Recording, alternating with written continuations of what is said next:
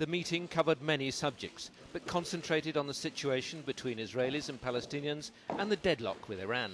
We have published in the last few weeks our proposals for an economic roadmap that would provide for industrial development in the Palestinian areas, would provide for small business incentives, would provide for microcredit for small Palestinian firms. But that, of course, is dependent upon security and dependent on agreement to this two-state solution, which protects the security of Israel while making it possible for there to be a viable Palestinian economy. As many of you here know, I have been a long-term friend of Israel. I've enjoyed my visits to Israel.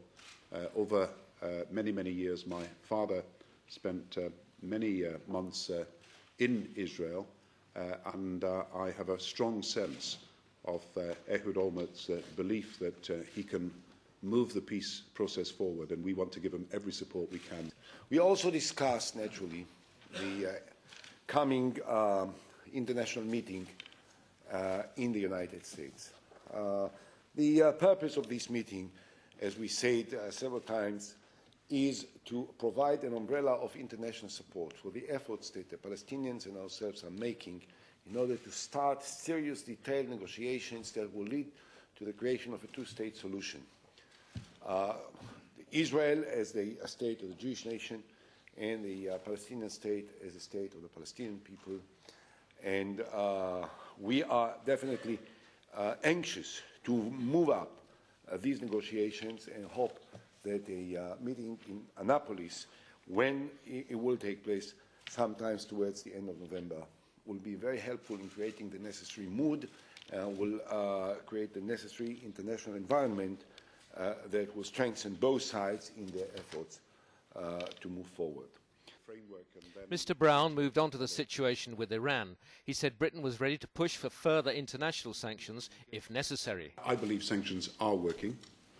I believe that we should step them up if it becomes necessary, and they will be shown to be working even more successfully.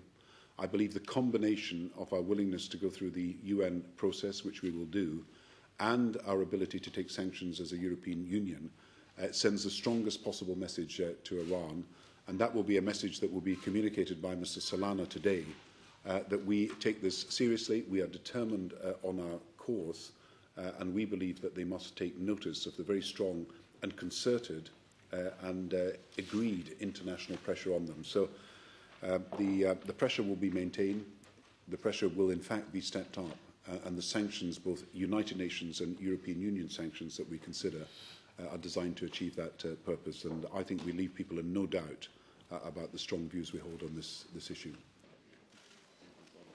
The two leaders also discussed the growing trade links between Britain and Israel and the strength of the two countries' present economies.